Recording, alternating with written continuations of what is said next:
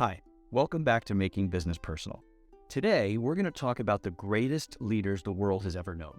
The leaders that have had an effect on each and every one of you. That's right, today, we're talking about mothers. Because Mother's Day is right around the corner. So what a perfect opportunity to identify 5 leadership traits that mothers have that can make you a better leader. So let's jump right in. The first is adaptability and flexibility. You see, most mothers realize very early on that what worked for their child yesterday doesn't always work today. Their needs, their requirements are constantly changing.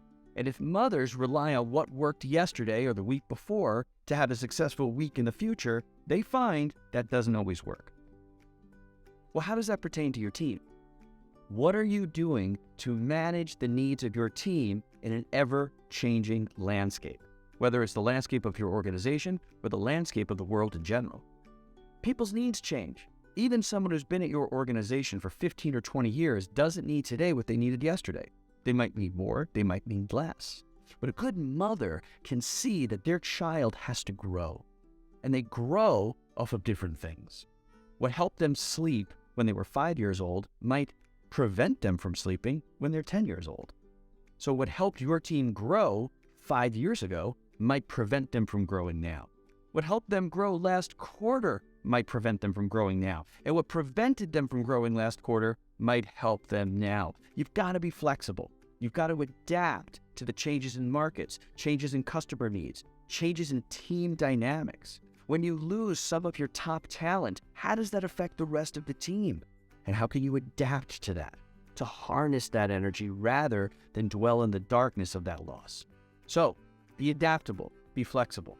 The second thing that you can learn from your mother is that you gotta have great time management. You see, moms don't just have to manage their time, they have to manage the time of their kids. If they have 1, 2, 3, 4, that's a lot of schedules.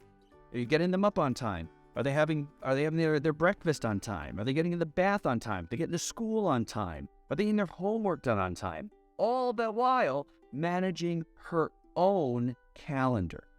Mom's got it tough. The other thing moms have to do is they have to realize that multitasking isn't always the best way of tasking. You see, moms have a lot of things they want to do, a lot of things to nourish themselves.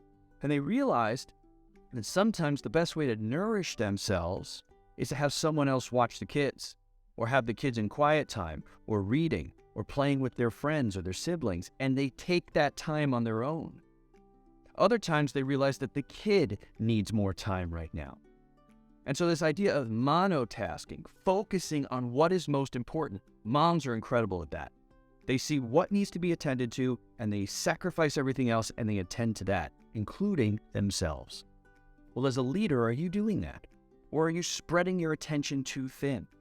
Oftentimes, when you spread your attention that thin, you notice, hey, I forgot all about that, or no, we never had that conversation, or no, that's not what I meant. But rarely, when you're focused, do you lose track. So, can you manage your time better with your team so that they have availability? You have availability.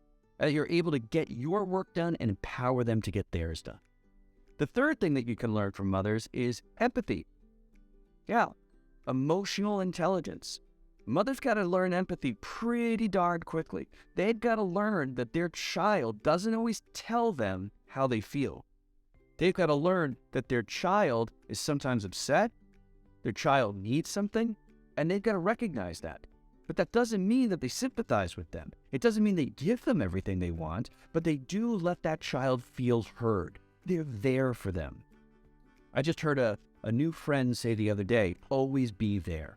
That's all you need to be a mom. Always be there. Well, are you there for your team? Are you empathizing with them? Even if you don't agree, are you empathizing? Are you making them feel seen? Are you making their ideas feel heard? Do you make them feel that they are important contributors to your overall objective? If not, how do they feel? What do they say about you? Are they looking for another job? So you can learn that from mothers, how to show empathy and make other people feel that you care about their emotional needs. The fourth thing that you can learn from mothers is decision making. especially under high-pressure situations. You see, moms, they got to make hard decisions. And sometimes those decisions lead to their kids not liking them very.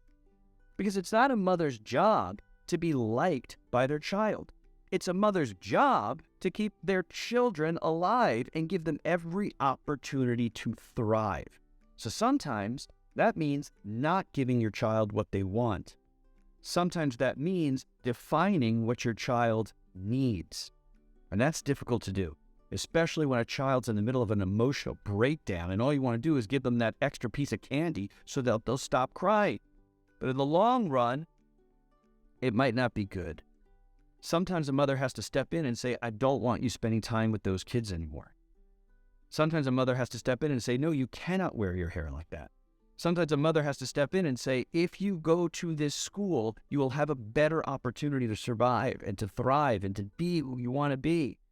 These are difficult decisions, but sometimes it's even life or death. You as a leader rarely have to face that. A mother could be in a hospital talking to a surgeon and have to make a decision about what that surgeon needs to do to her child. Well, as a leader, are you making informed decisions? Are you making the right decisions? Chances are, if you have not surrounded yourself with the right people to do the job, you're not making best decisions. You're not making informed decisions because you don't have all the information you need. But a leader who surrounds herself with qualified people, strong people of diverse backgrounds, and includes their ideas, can make split decisions with precision and with the authority to do them. If you have trouble with that, call your mom. She'll help you. And then the fifth thing is that mothers tend to have long-term vision. They've got to think strategically. Again, what worked yesterday doesn't work tomorrow. So mothers have to have that North Star. Here's what I'm trying to achieve. And like we talked about previously, that North Star, it's always moving a little bit. So their vision has to align with their child's vision.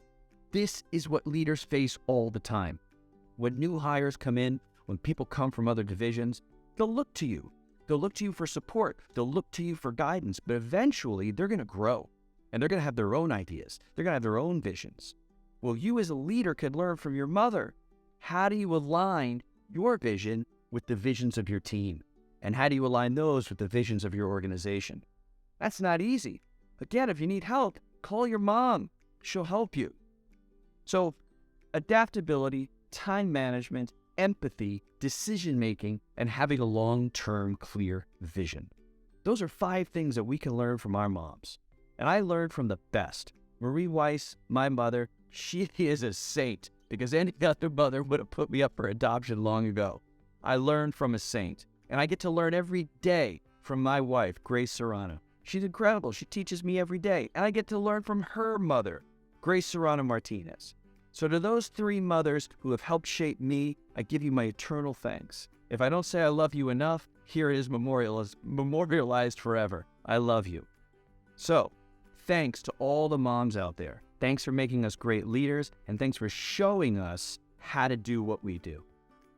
As always, if you need to reach me, my email is right here. I hope you enjoyed today's episode. If you did, like and share. And if you want to know more about how mothers can help us be better people, don't ask me, call your mom. Have a wonderful day, and I'll see you next time. Bye, everyone.